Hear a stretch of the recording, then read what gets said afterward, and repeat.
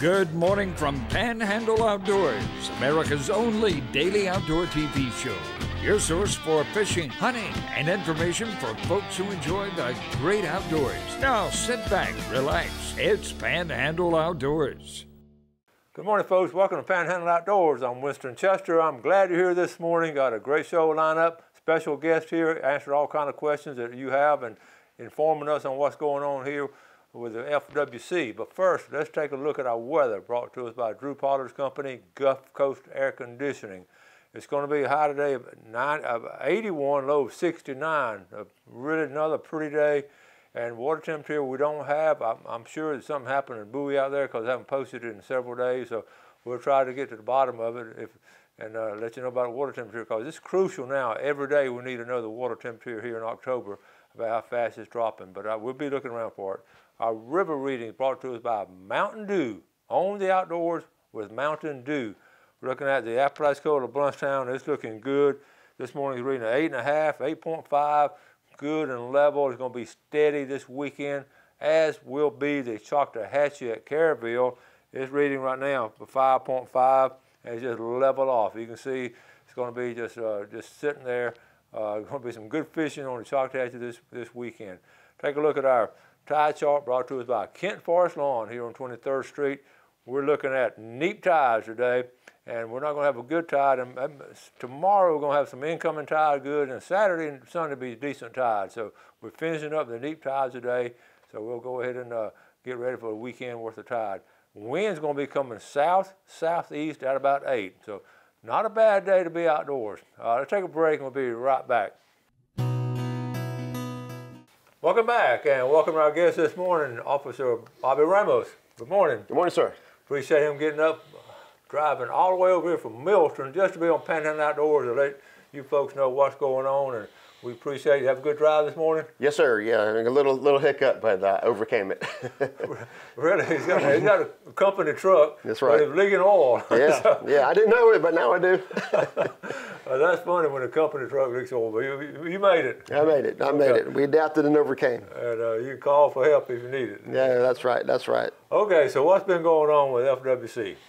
Just a couple things. We're going to kind of focus this episode mostly about deer regulations, rules, and kind of get into the frequently asked questions and so forth. And as always, we'll invite your viewers to email me. Jeff will throw that email address out there, please, at robert.ramos@myfwc.com.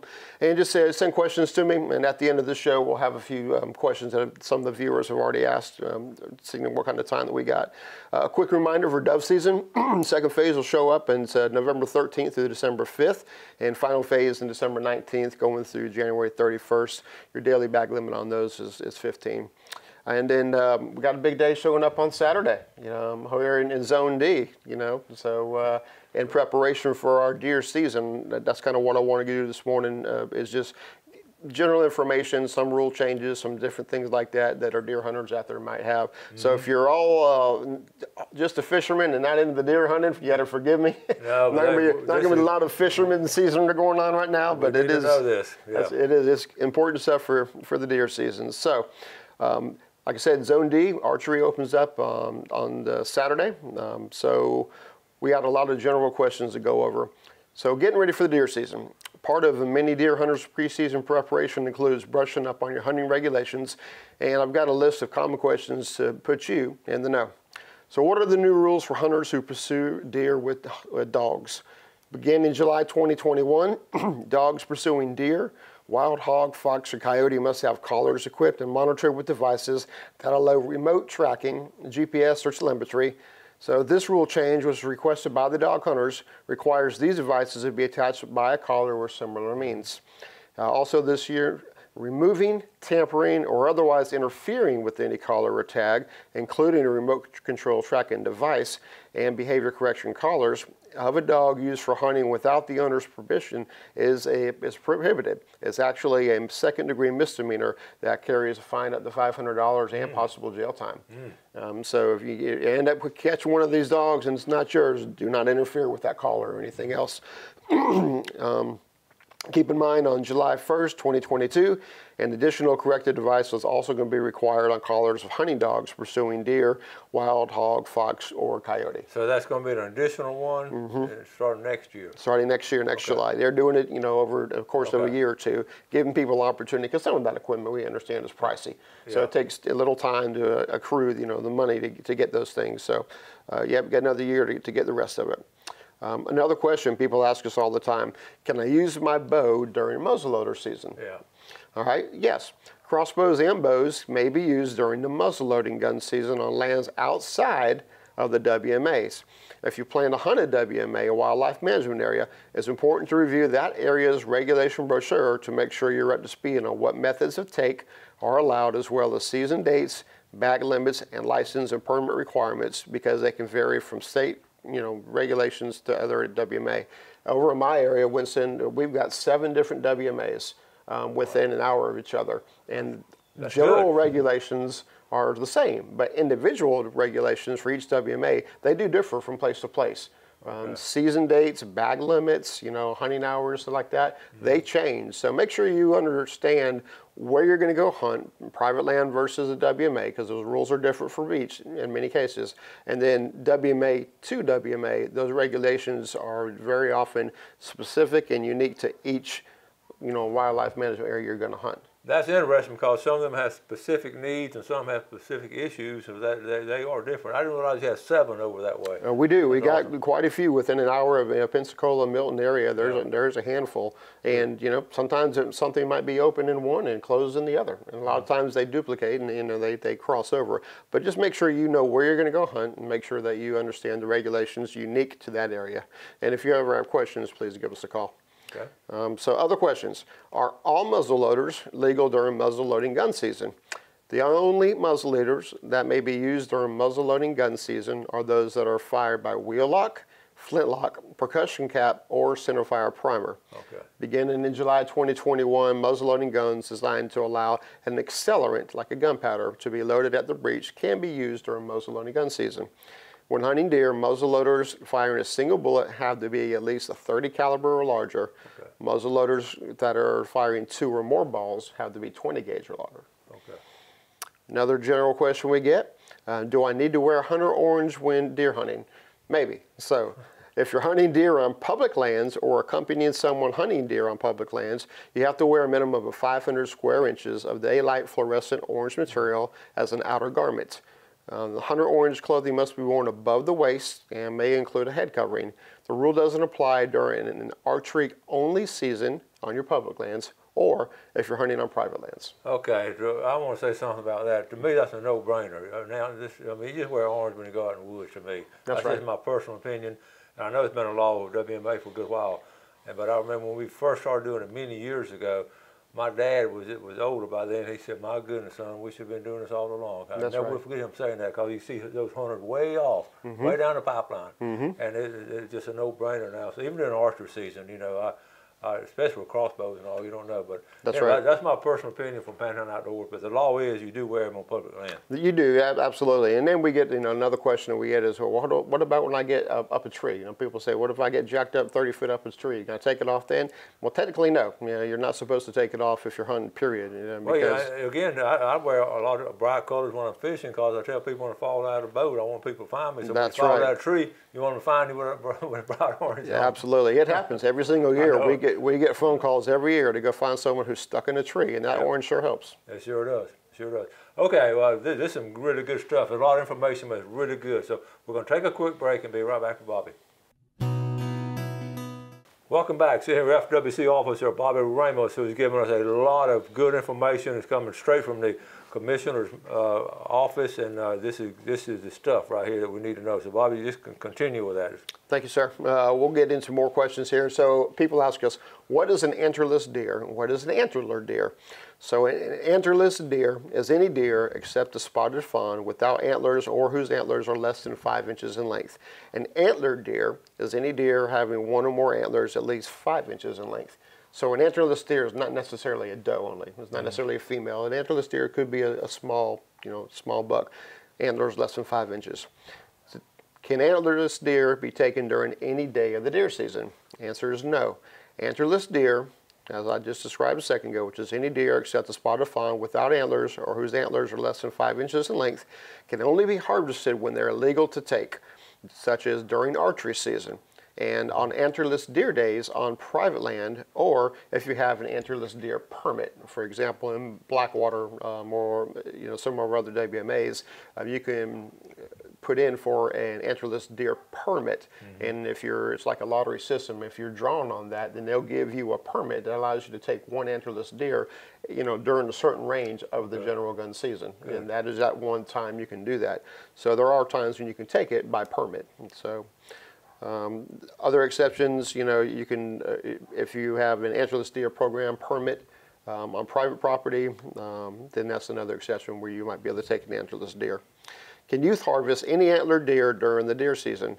So youth 15 years old and younger may harvest only one antlered deer, any deer having one or more antlers at least 5 inches in length annually that does not meet the antler point regulations for the deer management unit being hunted, but it does count toward the youth's annual bag limit. So that's what we kind of call the youth exception. They can take one, that's an exception to the regular horn limit.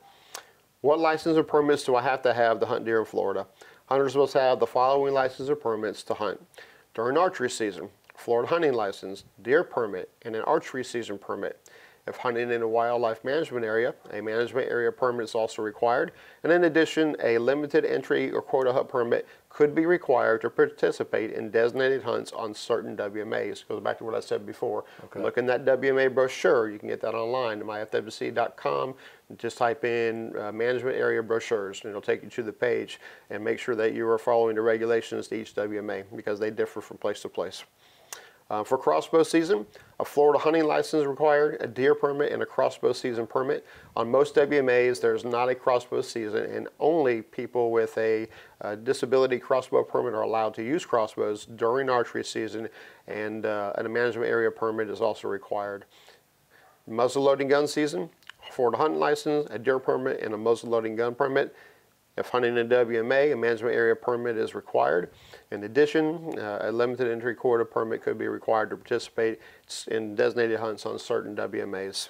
For general gun season, Florida hunting license and a deer permit. If hunting a wildlife management area, a management area permit is required, and in addition, a limited entry quota hunter permit could be required to participate in designated hunts on select WMAs. One thing that confuses people a lot of the time are with these quota permits, and you have to look into every individual brochure. There are certain general times when you can hunt without a quota permit, but it's not going to be during the opening season, and it's not going to be during the rut. Yeah, so you got to check those brochures and see when you can hunt without a quota permit in certain WMAs. Question we get a lot is that deer permit, that deer stamp that we pay for, that $5. How is that revenue used? Funds from the sale of deer permits are used to support deer management across Florida. This includes the research and management of deer and their habitat, as well as the work to better understand the needs, the attitudes, and opinions of stakeholders interested in deer. This money also helps fund efforts to monitor Florida deer for CWD, which is chronic waste disease, reduce the risk of CWD spreading into our state, as well as planning to contain the fatal deer disease if it is detected here. Is it possible for deer to get CWD, the chronic wasting disease, if they haven't come into direct contact with each other? And the answer is yes. Yes, deer can be infected with CWD when browsing in an area contaminated by CWD prions. That's an important question there, because I have people ask if they have to come in contact with just anything out there they've been in contact with. That's right, and which is the reason why we have so many regulations against importation of meat and things have to be deboned and so forth. We'll talk more about that, because there's a whole other conversation just on all that. But here's an example of how this could happen. So an infected animal can shed CWD prions into a landscape through its feces, its urine, its saliva, or other bodily fluids, or a decomposing carcass. These CWD prions persist in the environment for years, even after prescribed burn. So even a burn doesn't kill them. So CWD is a disease of the brain and the CNS, the central nervous system. It's always fatal to infected members of the deer family, and it is a concern because it could substantially reduce deer populations. There's no vaccine, there's no cure, and it's virtually impossible to eliminate once it's been established. Yeah, that's a real deal now. We've been talking about it before. We have friends and family in other parts of other states and everything, and I did not know the prescribed burn didn't kill it. I thought it would, but it does not, huh? Yeah, no, you would think, but it doesn't. That fire, heat, and all to do it. Wow, that's interesting. Right. take a final break, and we'll be right back. Welcome back. So here to get some great information here with Officer Bobby Ramos. Before we get back with him, let's look at fishing game times today, brought to us by Blue Water Outriggers in Port St. Joe. One time today, 12:19 to 2:19, right in the middle of the day. You can catch big redfish, or you can do all kind of outdoor stuff. But anyway, let's move along. We got a lot more stuff. Thank you, sir. All right, so we kind of went over some general information and questions here pertaining to the deer, but I want to keep everybody, remind everyone, if you do take a deer, if you lawfully, take a deer during the season, don't forget to report it before you move it. Okay, so and for logging that deer, we have a couple different options. I'm going to go over to what we call an option A and an option B.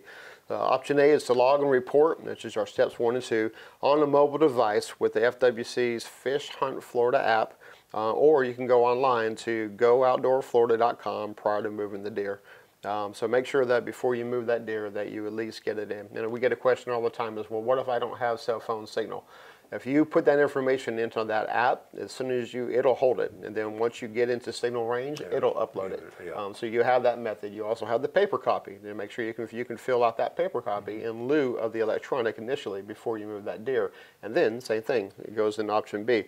You use that deer paper harvest log prior to moving the deer, and then report it to either the gooutdoorflorida.com or the Florida Fish Hunt app that we talked about, or you can call this phone number and write it down. So I know people ask about it, but it's 888-HUNT-FLORIDA.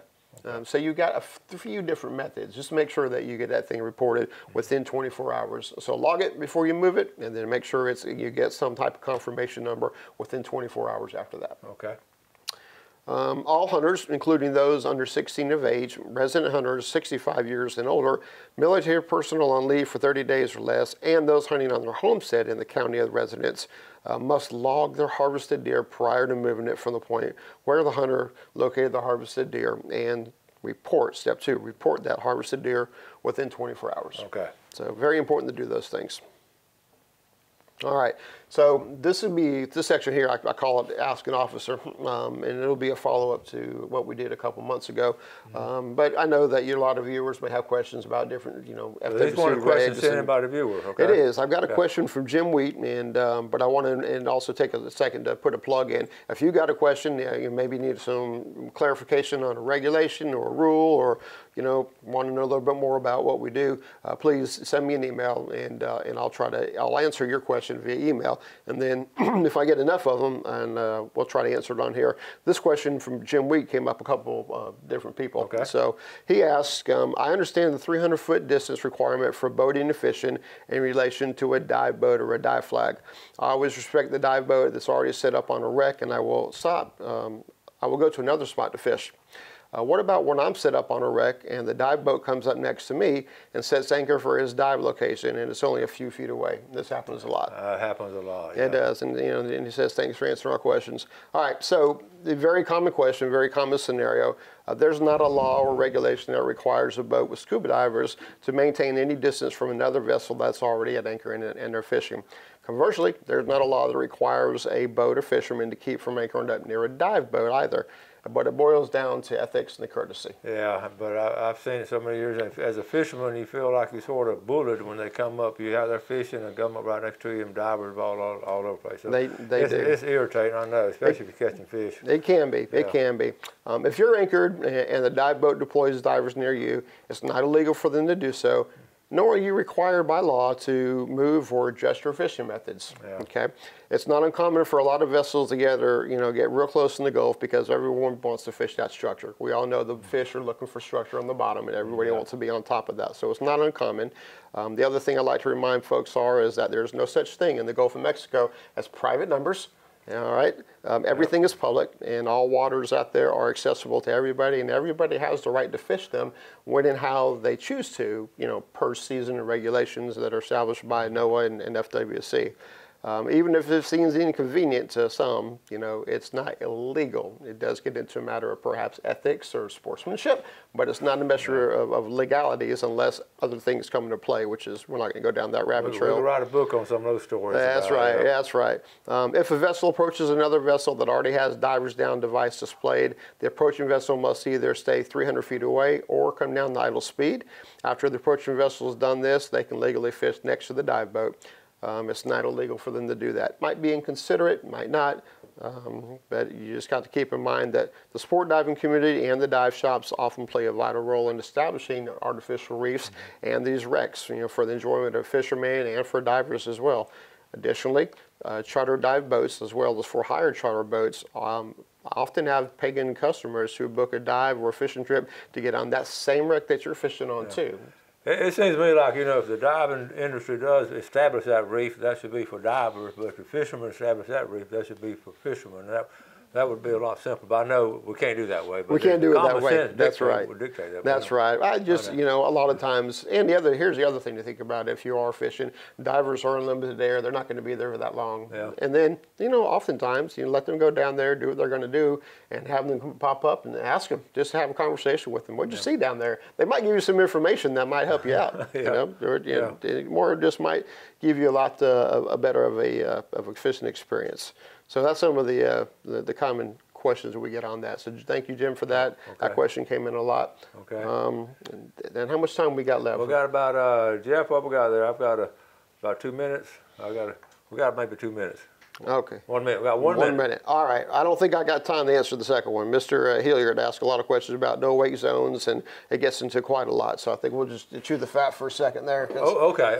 And we'll talk about that. And if you have a question, you know, send it in to Bobby, and we'll, each month he comes on, we'll do that. We don't have time to do the case of the month, but I'm sure we'll have some cases coming up next month. We do. This is sort of a lull period, like you say. It is. Well, there's some good cases made, but sometimes it's difficult to get that information. I can say this: let's not throw wheat or peanuts out on dove fields. Yeah, let's not do that.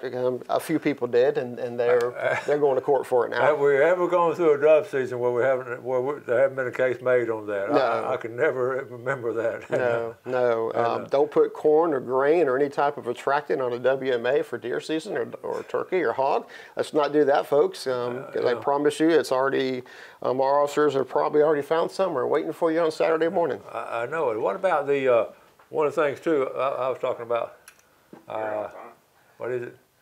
Okay, we're good. Okay, so the dove season so far has been really good from people I've seen over here in Jackson County. They've had some good dove shoots. Have you seen some good results? No, not really good ones. So what they're telling me over there, the numbers are down. On the western end down there. That's interesting. Over here on the eastern end, we're looking good. So okay, so we've got to wrap it up. Bobby, thanks for driving over. Thanks for all the information, and we'll see you next month. Thank you, sir. All right, buddy. Y'all have a great day today. Do something good for your fellow man, and God bless. Thanks for watching America's only daily outdoor TV show, Panhandle Outdoors with Winston Chester, featuring hunting, fishing, and other activities and information to help you enjoy the great outdoors. Join us next time for Panhandle Outdoors.